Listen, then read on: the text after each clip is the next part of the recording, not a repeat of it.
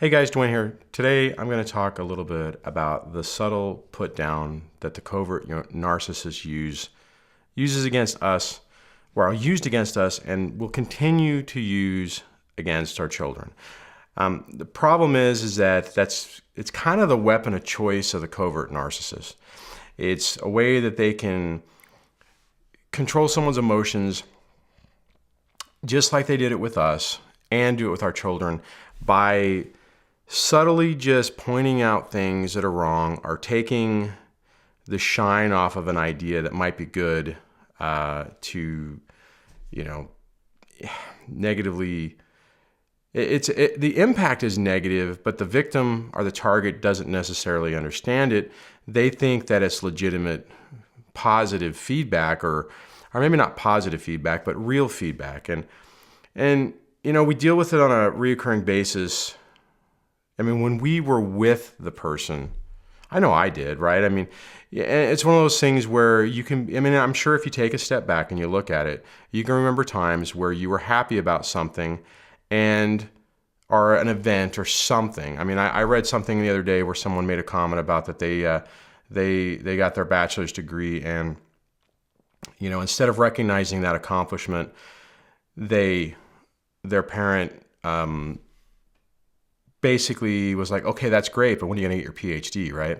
And the problem with when they do stuff like that is that it's hard to decipher whether it's really mean or condescending or hurtful, because, in some ways it can seem legitimate, right? And you have to realize, now in that situation, obviously I'm talking about a parent with a child, but in actuality, it's kind of a good example for what I'm getting ready to talk about, because they're going to do the exact same thing with our own children. And we need to prepare for it, and we need to watch out for it, and we need to be really vigilant about it, because the problem is when we get away from these situations, and we have our life, and then there's the other, there's the two worlds, right? Well, the farther we get away from the other one, and the more we're not interacting, and the more, we're not engaging, we're not having conversations with the person, and we're not, we're really pushing them out, we lose sight of some of the things that we were not related to, but some of the things that we were more observant of.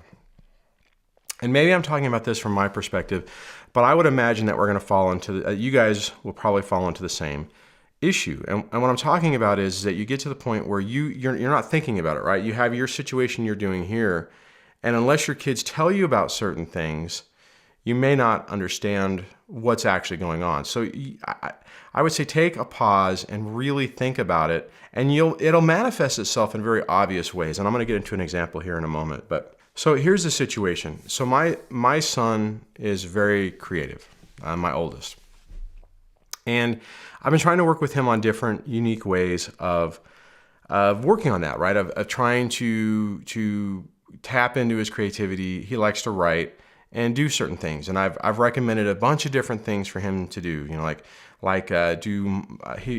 likes to do fiction type stories. It's like, well, you can write a blog, which he tried, and that didn't, those are hard to get traction, but just post different stuff, try to get ways for people to engage.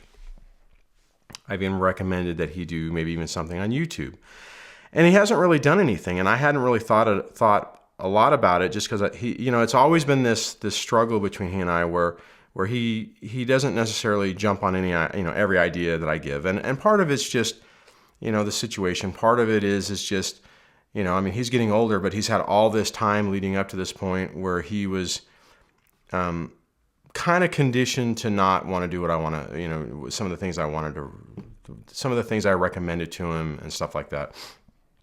Part of it's just age too, right?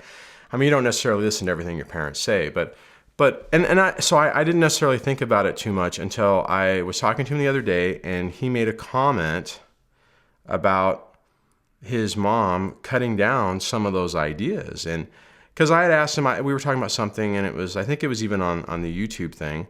Obviously I'm doing a lot of stuff on YouTube. He's not really, he's obviously not involved with this, but obviously I have an understanding of how to do it, and I could help him if he wanted to do it. I mean, I have the gear and stuff like that. But, and I was trying to do that initially. I was like, hey, maybe you can come up with something. Maybe you could do something about writing. Maybe you could do something about your disability, because he has a disability. I mean, there's a bunch of different things he could do, and he just didn't really want to do it. And I'm like, okay, that's fine. But the other day I found out that the reason he basically got really turned off on the idea is because his mom said it was a stupid idea and no one can make, you can't do anything with it and it's just silly, it's a waste of time and all that stuff. And it really got me thinking about this because, one, I hadn't thought about it. I hadn't thought about that was something that he was currently dealing with. I should have. I mean, I'm aware of this enough that I should have realized that was probably the case. But then again, the other thing of it is that, I mean, it's like, how do you find out, right? I mean, I'm not going to sit there and grill him on a situation of what's going on with his mom to, well, is she saying anything like this? Is she doing this? I mean, because that's counterproductive, right? I mean, because then I'm trying to, then I'm setting the stage and I'm trying to get him to say something to give me validation. And that's not what the deal is. I want open and honest communication. So if he has an issue that he feels strongly with, that he can talk to me about it. Sorry about that. And part of that is, that's part of the thing, right? You have to build that relationship to be able for those conversations to happen. You really can't force them, and you can't, you can't be a detective and ask them a bunch of questions about it just because it's counterproductive and it's going to look like you're trying to do an agenda. The only thing I would say is you need to be aware of it. So if things are happening, you can ask questions, right? And I think, and that's what happened in this situation. We were talking about the future and stuff, and I'm like, hey, I gave you some ideas. I'm trying to help you. I mean, it's just like, but you don't want to do any of them. I mean, I'm trying everything I can to help you out. I mean, what's the deal? And that's what drove the conversation, right? So I wasn't saying, is someone telling you to do this, whatever. I'm just like, what can I do to help you? And why is none of this working? The thing is, we all know that when you're systematically cut down and criticized and your faults are pointed out and every fear that you might have on an idea, when it's pointed out to you, it can really hurt your momentum.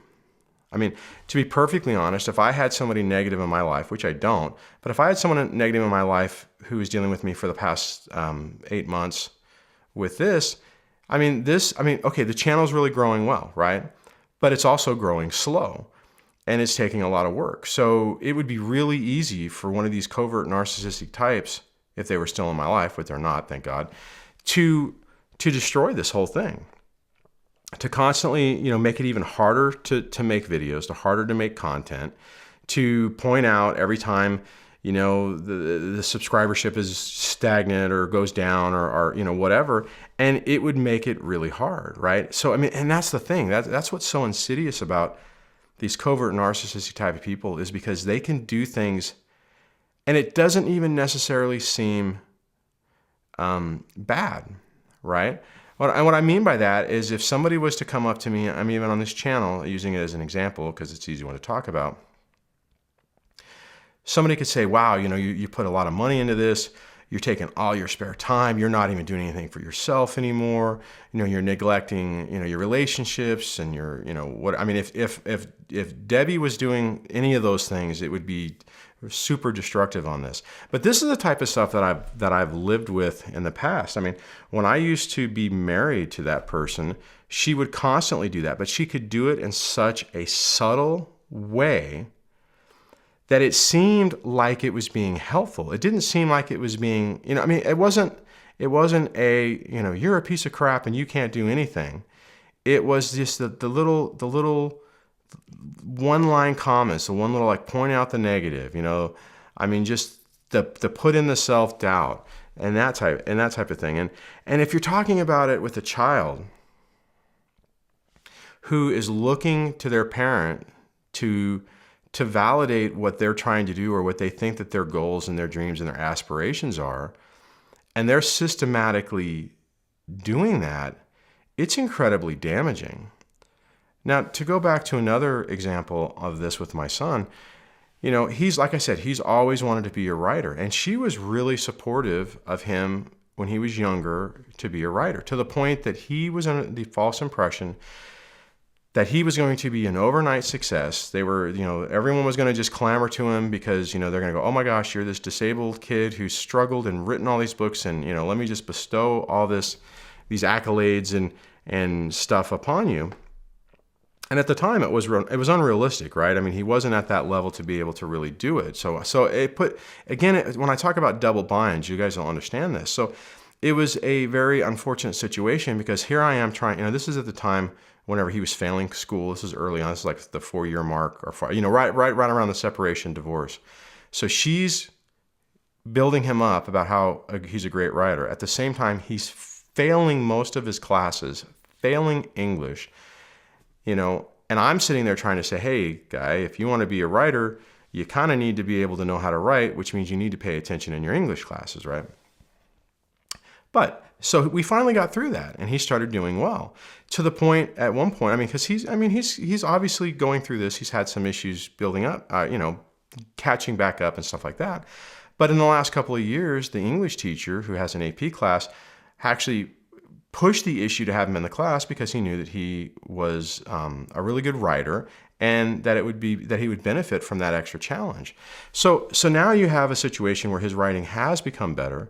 I've talked in other videos about some of the creative writing stuff that we've done. Now, we don't do that as much anymore, and part of that is because what happened after that, we would do these competitions. Competition is the right word. We do these activities where we do these things, and then he would go to his mom and, hey, Mom, I wrote this, will you read it? And she completely discarded it. Oh, I'm a really good writer, because she's going to college too. So, it was kind of like, I'm a really good writer, and it's not to my level, so you need to fix it. And whenever it's fixed, then I could read it. I just can't read it because you have errors in it, and I'm like hearing this stuff, and I'm just like, oh, are you kidding me? But look, so that's the switch, right? So it's switched to where he actually starts getting good at something. And instead of being encouraging, like I'm trying to do, I'm trying to encourage him, she's beating him down on it. And then even these other ideas beating him down on it. So we have to be aware of it. We have to watch out for it with our children, because the little words, I guess you can say it, that the other parent, even us, the words that a parent says to a child are significant. And we know that, right? We all have done things where we've said stuff that was taken out of context that we didn't necessarily mean, and it had a negative impact on our child. So, but then we learn from it. We try to do better. We try not to make, either try to explain what we meant and that we didn't intend it to be a negative thing, or we just try not to do it anymore, right? And that's, I think that's, but that's that whole growth thing. But we all have to be aware that this is an ongoing process. Unfortunately, this doesn't end, right? We can make improvements, and like I've talked about, I think I've made significant improvements, but it just doesn't end. Our job isn't done. Our job is going to continue for a really long time. And I would imagine even after he, graduates and starts college, unless he can put all this together and make the decision that, he still loves his mom and he still wants a relationship with his mom, but he has to put it in certain parameters to protect himself, it's going to be an ongoing thing. So I just wanted to talk a little bit about that, because I think that, sometimes we lose sight of it. And sometimes it's tough because we don't, the fact that this is an ongoing thing, it makes it really frustrating, and it can get overwhelming because it just seems like it doesn't ever end. Now, but the difference is that there are things that we can do to mitigate that, right? And building the relationship with our child and being able to have open communication so that when these type of things come up, we can talk about it and we can still be encouraging. And we just have to, the thing is that we have to be sure that we don't allow it to overtake our emotions and really make us mad. And it's real easy for it to be that way, right? When we're dealing with these situations and we're realizing that we're having, to have to start over, and re-emphasize different things that we've already gone over, and we have to just keep doing it. Like that Groundhog Day I talk about.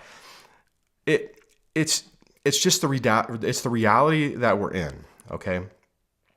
And there's nothing we can, well, there are some things we could do about it if we went to court and stuff like that. But depending on where your situation is, like in my situation is relatively stable, and I don't really have a solid thing that I could go back to try to change things. So it's one of those things that it's just, I have to operate within the confines of the situation and just try to do the best I can. And I know you guys are trying to do the same thing. So anyways, so I'm gonna wrap this up.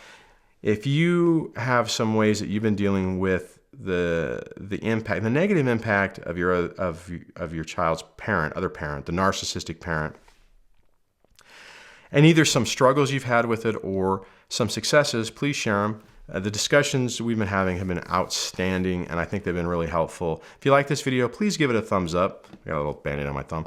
And if you like the channel, please subscribe. It does actually help all the analytics and everything. And I will talk to you guys in the next video. So take care. Bye.